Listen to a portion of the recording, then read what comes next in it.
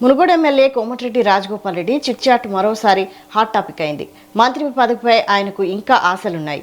అందుకు తన అన్న మంత్రి కోమటిరెడ్డి వెంకటరెడ్డితో లింక్ పెట్టొద్దని అంటున్నారు. ఎన్నికల ముందు హామీ ఇచ్చినట్టే జూపల్లి, పొంగులేటి, కొండా సురేఖ, వివేక్ తుమ్మలకు పదవులు ఇచ్చారని, తన విషయంలో ఎందుకు మాట నిలబెట్టుకోవడం లేదని ఆయన ఆవేదన వ్యక్తం చేశారు. మరి హైకమాండ్ మదిలో ఏముంది? అధిష్టానం దూతలు రాజగోపాల్ రెడ్డికి మంత్రి పదవిపై ఫోకస్ పెట్టారా? ఎప్పుడైనా మాట్లాడారా? కోమటిరెడ్డి రాజగోపాల్ రెడ్డికి కేబినెట్ యోగం ఉందా?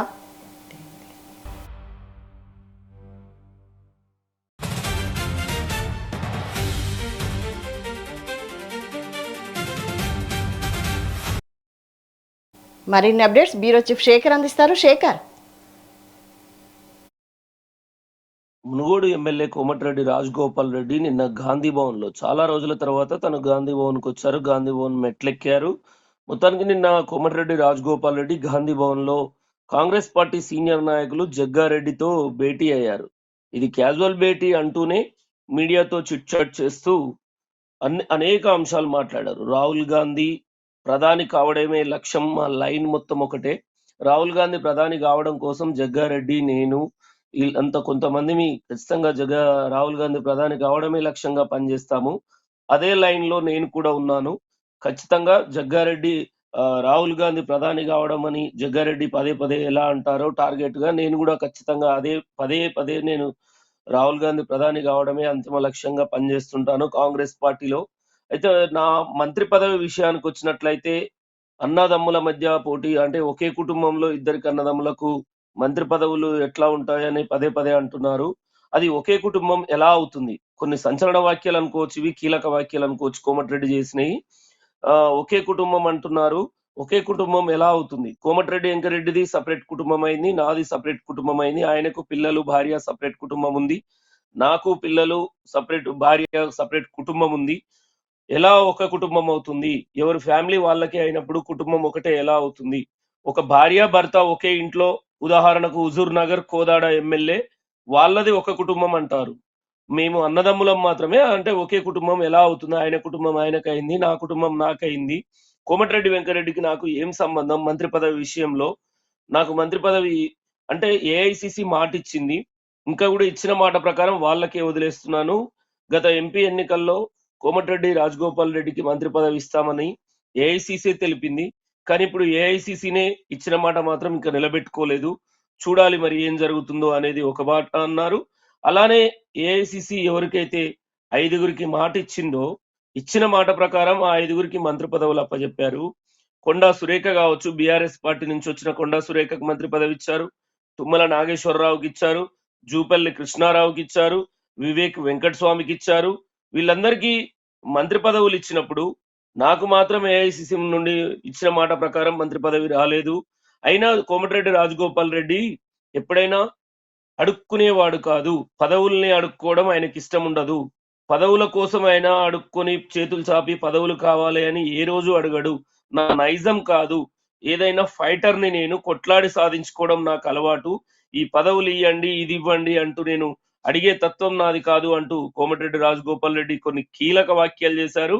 అంతేకాకుండా కాంగ్రెస్ పార్టీలో అంటే ఈ చిట్ చాట్‌లో కొన్ని ఇలాంటి మాటలు తెలపడమే కాకుండా తర్వాత మీడియాతో మాట్లాడుతూ కూడా కాంగ్రెస్ పార్టీలో తుంగతుర్తి విషయమే మీరు గాంధీ భవన్‌కి వచ్చారా అంటూ కూడా కొన్ని మీడియా అడిగిన ప్రశ్నలకు కూడా లేదు, అన్ని అనేక అంశాలు, తుంగతుర్తి అంశం అనే కాదు, ప్రతి నియోజకవర్గంలో నేతల మధ్య అంటే నేతలు కాంగ్రెస్ కార్యకర్తలు వాళ్ళ రక్తాన్ని ధారపోసి పాత కాంగ్రెస్ నాయకులు, పాత కాంగ్రెస్ కార్యకర్తల్ని మనం కాపాడుకోవాల్సిన అవసరం ఉంది.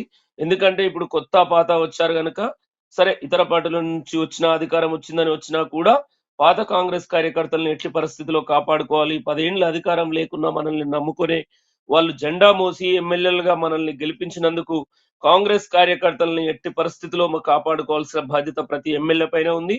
అంతేకాకుండా ప్రతి ఎమ్మెల్యే రాహుల్ గాంధీ ప్రధానమంత్రిగా చేయడమే, రాహుల్ గాంధీని ప్రధానిగా చూడడమే లక్ష్యంగా పనిచేయాలంటూ కూడా కొన్ని కీలక వ్యాఖ్యలు చేశారు. ఈ మంత్రి పదవి విషయంలో మాత్రం ఖచ్చితంగా ఏఐసిసి ఏదో ఒక నిర్ణయం తీసుకుంటుందేమో మరి.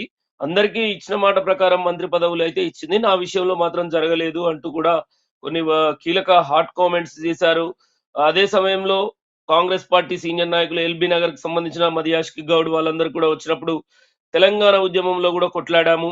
ఎమ్మెల్సీగా వాళ్ళు మాట్లాడుతూ కూడా చర్చలో శేఖర్ అందరూ సీనియర్ నాయకులు మాట్లాడుతూ శేఖర్ శేఖర్ అసలు వాస్తవానికి రాజగోపాల్ రెడ్డికి మంత్రి పదవి రాకపోవడానికి కారణం అంటే కుటుంబంలో రెండు మంత్రి పదవులు ఎలా అనా, లేదంటే పోటీ ఎక్కువగా ఉందా, లేదంటే సామాజిక వర్గాల సమీకరణాల, అసలు ఏఐసిసి దగ్గర ఉన్న కారణం ఏంటి రాజగోపాల్ రెడ్డికి పదవి ఇవ్వకపోవడానికి?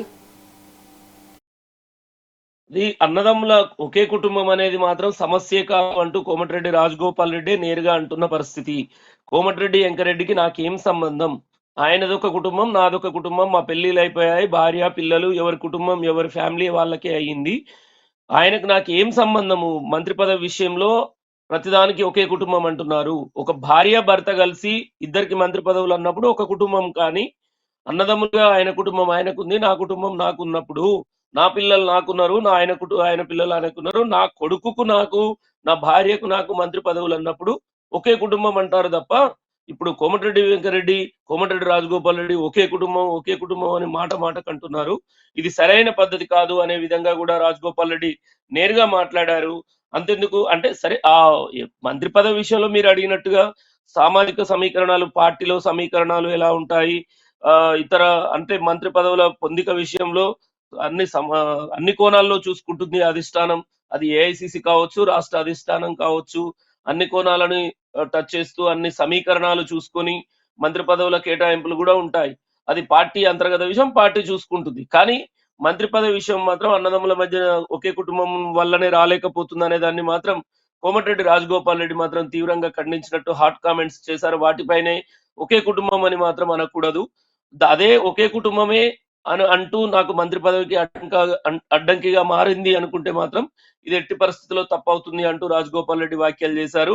అంతేకాకుండా కొన్ని మరో కీలక వ్యాఖ్యలు కూడా చేశారు. 100 మంది ఎమ్మెల్యేలని మునుగోడుకు రప్పించగలిగాను, నేను రాజీనామా చేసినట్లయితే మునుగోడు ఉప ఎన్నికలో 100 మంది ఎమ్మెల్యేలని పరుగులు పెట్టించాను, మునుగోడుకు రప్పించాను, అది నా టాలెంట్, అది నా పోరాటం అంటూ కూడా కోమటిరెడ్డి రాజగోపాల్ రెడ్డి వ్యాఖ్యలు చేస్తారు. ఎమ్మెల్సీ ఎన్నికల్లో కేసీఆర్ ని నిద్ర కూడా పోనీయలేదు, నేను ఎమ్మెల్సీ ఎన్నికల్లో కేసీఆర్ కు నిద్ర పట్టకుండా చేశాను అంటూ కూడా కోమటిరెడ్డి రాజగోపాల్ రెడ్డి వ్యాఖ్యలు చేశారు. కాంగ్రెస్ పార్టీ కోసం చాలా కష్టపడ్డ వ్యక్తిని నేను అంటూ కూడా కీలక వ్యాఖ్యలు చేశారు. మరి ఓవరాల్ గా దీని అంతటికి సంబంధించి ఏఐసిసి అంటే ఈ పదవి, ఈ ఉన్న 2 ఏళ్లలో పదవి కోసం నేను పాకులాడే వ్యక్తిని కాదు, నేను ఒక ఫైటర్ ని మాత్రమే, తర్వాత ఏది ఏ విషయమైనది ఏఐసిసి చూసుకుంటుంది, నేను మాత్రం పదవుల కోసం వెంపర్లాడాల్సిన అవసరం లేదు అంటూ రాజగోపాల్ రెడ్డి అయితే తెలిపిన పరిస్థితి. Right, thank you Shekhar.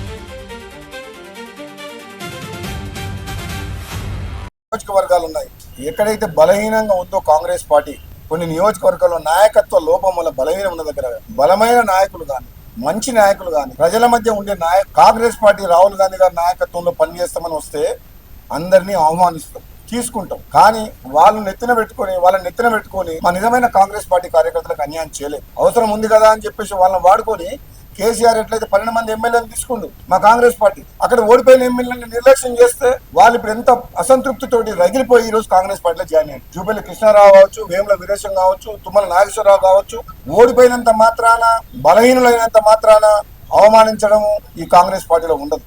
Congress party culture ఏంటంటే కాంగ్రెస్ పార్టీకి లాయల్ గా, గాంధీ ఫ్యామిలీకి, రాహుల్ గాంధీకి లాయల్ గా, కాంగ్రెస్ పార్టీ నమ్ముకున్న కార్యకర్తలకు ఎప్పుడు